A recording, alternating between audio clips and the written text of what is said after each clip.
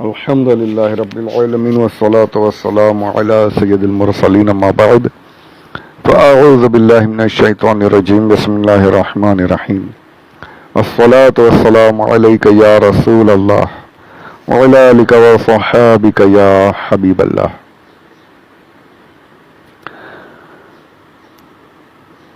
پندرہ صفر المظفر 1442 ہجری 3 اکتوبر 2020 یوم السبت ہفتہ سنیچر سیٹرڈے. السلام علیکم ورحمۃ اللہ.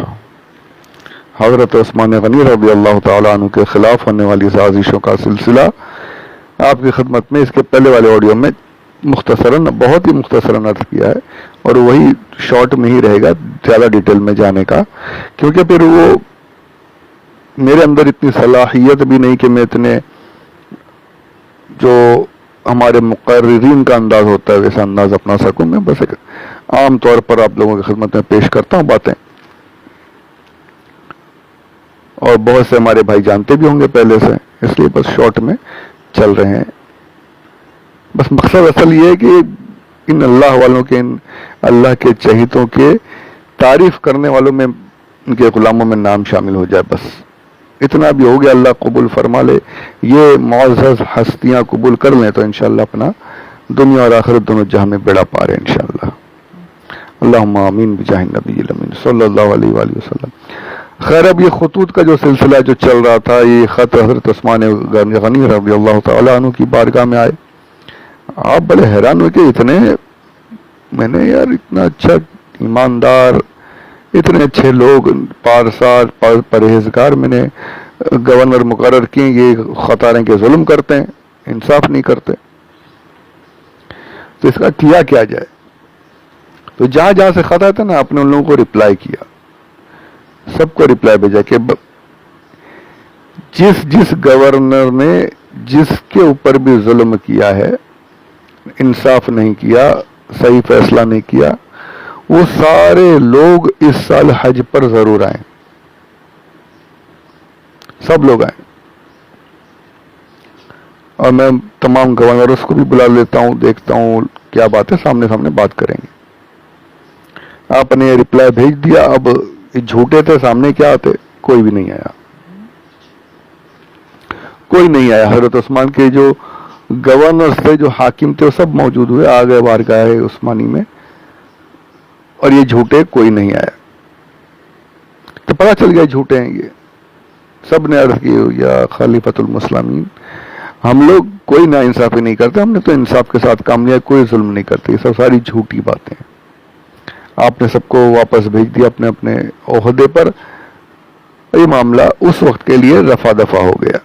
پر یہ چین سے بیٹھنے والے کہاں تھے؟ یہ یہودی جو تھے، اور یہ جو جاہل جو کھڑے ہو گئے تھے اس کے ساتھ، یہ ماننے کو تیار نہیں تھے.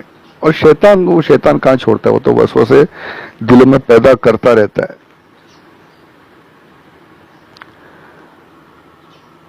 اب حال یہ ہوا کہ ان لوگوں نے فیصلہ کر لیا کہ نہیں، یہ جو گورنر ہے، جو حاکم ہے مصر میں، اس کو ہم قبول ہی نہیں کریں گے،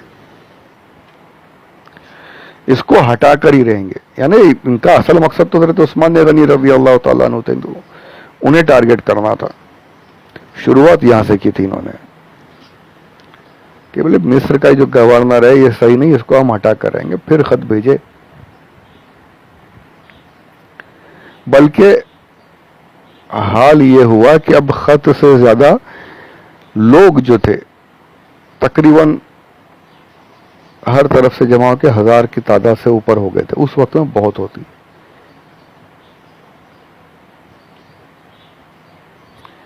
اور انہوں نے کیا کیا؟ انہوں نے یہ نہیں ظاہر کیا کہ ہم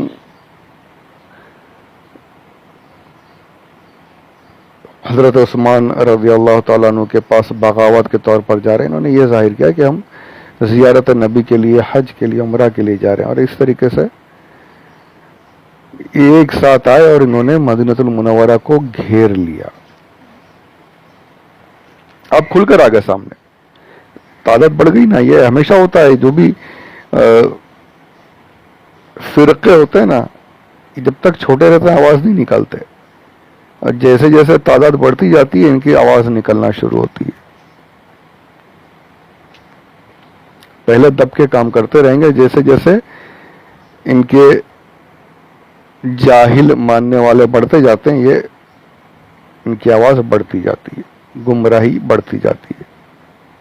سنی الحمدللہ اہل سنت جو ہے وہ شروع سے ہی ببانگ دوحل، کیونکہ حق وہی شروع سے وہی عقیدہ ہے، تو سنی چھپتا نہیں، کھل کر کام کرتا ہے. وہی ان کو برا بھی لگتا ہے کہ یہ تو ہمارے خلاف بولتے رہتے ہیں، ہمارے خلاف باتیں کرتے ہیں، انہوں نے اچھا کام کیا ہی نہیں، اصلاح کی ہی نہیں، یہ سارے جھوٹ پھیلاتے ہیں. تو اس وقت میں بھی یہی ہوا کہ جیسے ان کی تعداد بڑھی تو اب یہ آئے اور انہوں نے مدینہ المنورہ کو گھیر لیا. مطالبہ کہ ان کو ہٹاؤ، مصر کا گورنر ہے اس کو ہٹاؤ. اور جب گھیر لیا تو حضرت عثمان غنی رضی اللہ تعالیٰ عنہ تو وہ تھے کہ جنہیں تو پہلے سے ہی پتا تھا، میں نے پیچھے پیش کیا کہ پہاڑ جھومنے لگا تھا جب حضور صلی اللہ علیہ وسلم نے فرمایا کہ ایک صدیق، ایک نبی اور 2 شہید ہیں. سرکار نے پہلے ہی بتا دیا تھا. اور باغ کا واقعہ بھی میں نے پیش کیا کہ آپ نے پہلے ہی بتایا آنے والے کو آزمائشی خبر دینا. حضور نے آپ کے کان میں بھی ایک مرتبہ روایتوں میں کہ جھک کر سرکار کے کان سے لب مبارک سے قریب ہوئے، حضور نے ساری چیزیں بتا دی. آپ نے کہا تھا یا رسول اللہ اگر ایسا ہے تو انشاءاللہ میں دعا کرتا ہوں کہ اللہ مجھے صابر رکھے. آپ کو تو پہلے سے ہی پتا تھا کہ یہ آزمائش مجھ پر آنے والی ہے.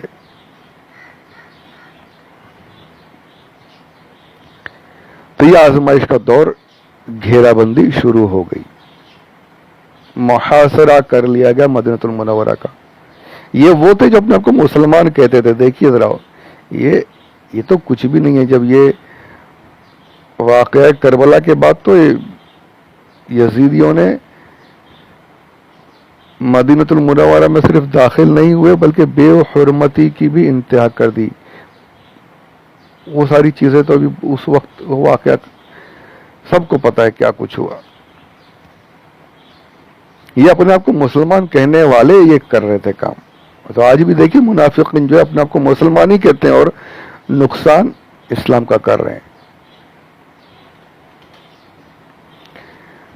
جب ان کے تیور دیکھے حضرت عثمان غنی نے کہ اتنے جوش میں اس طریقے سے یہ آئے ہیں، یہ خون خرابہ چاہتے ہیں.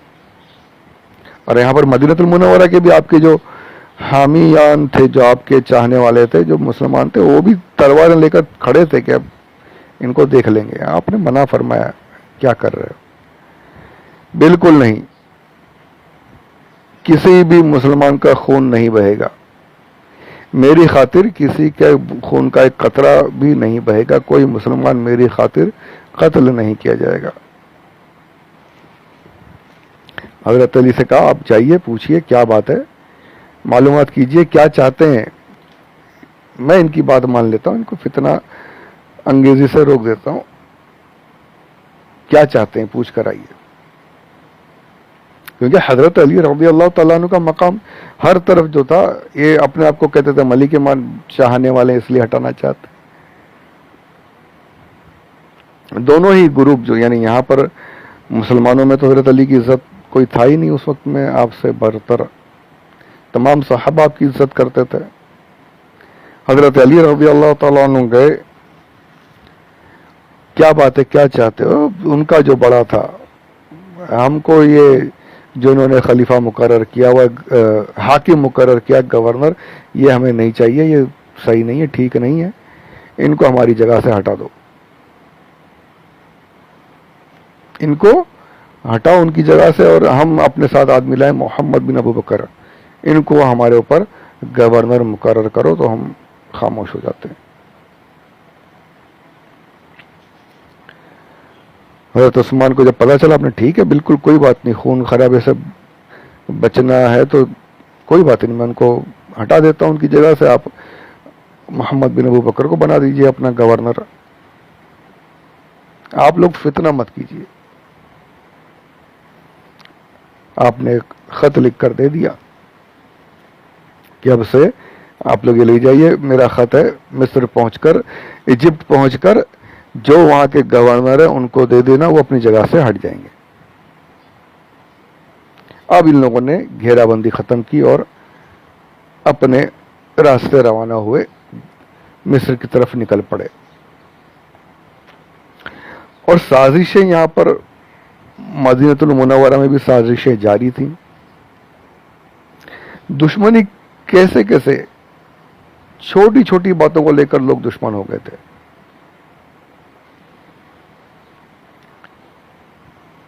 کوئی کبوتر پال رہا تھا، آپ نے یعنی وقت ضائع ہو رہا تھا، وہ کبوتروں میں لگا ہوا تھا، آپ نے اس کے کبوتر کے پر کاٹ دیے، وہ دشمن بن گیا کہ میرے کبوتروں کے پر کاٹ دیے۔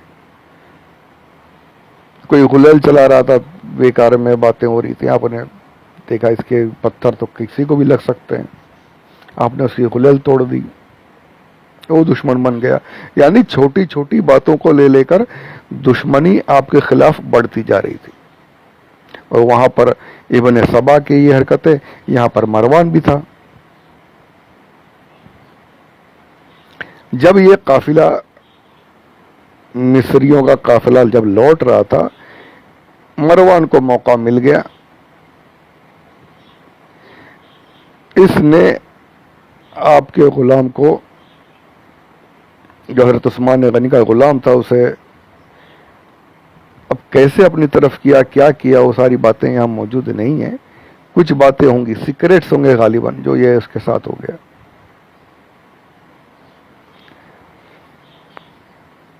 اسے ایک خط دیا اور کہا کہ جو یہ قافلہ جا رہا ہے نا، اس سے بھی زیادہ اسپیڈ میں نکل کر کے تم مصر پہنچ جا۔